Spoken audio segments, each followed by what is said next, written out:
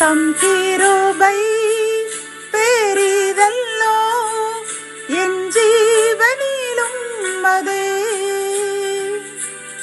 இம்மட்டும் காத்ததுவே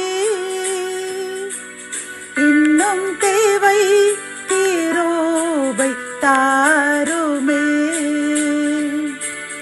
இன்னும் தேவை கிருபை தாருமே. தேவனுக்கே மகிமை உண்டாவதாக. சேனைகளின் கர்த்தர் ஊழியத்தின் மூலம் 27/1/2026 இன்று நாம் அறியவிருக்கும் கிருபையின் வார்த்தைகள் சங்கீதம் 61:6. ராஜாவின் நாட்களோட நாட்களை கூட்டுவீர், அவர் வருஷங்கள் தலைமுறை தலைமுறையாக இருக்கும்.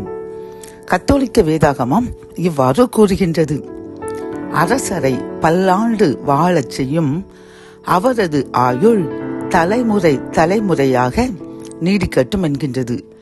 இந்த செய்தி கேட்டுக்கொண்டிருக்கின்ற என் அன்பு சகோதரனை சகோதரியே, கர்த்தர் இன்று நம்மை பார்த்து கூறுகின்றார், நம்முடைய ஆயுசு நாட்கள் கர்த்தருடைய கரத்தில் தான் இருக்கின்றதாம்.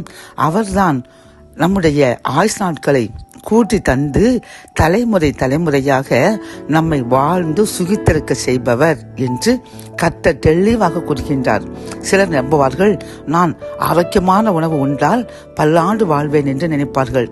சில பேர் என்னுடைய உடம்பை நான் பல்வேறு பயிற்சிகள் செய்து கட்டுமஸ்தாக வைத்துக் கொள்ளும் பொழுது ஆயுசு கூடும் என்று நினைத்துக் கொண்டிருக்கின்றார்கள்.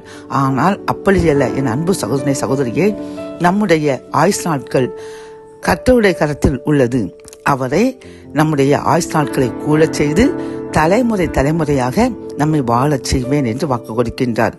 இப்பொழுது கூட நாம் உலகத்தில் பார்க்கின்றோம், மிகுந்த விளையாட்டு வீரர்கள் கூட சிறு வயதிலேயே மறித்து விடுகின்றார்கள்.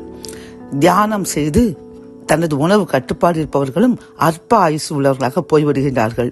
ஆனால் கர்த்தருடைய கிருபை உள்ளவர்கள் மட்டுமே நீண்ட நாள் வாழ்கின்றார்கள். பிரியமானவர்களை, இப்பொழுது நாம் கண்கூடாக அதை பார்க்கின்றோம்.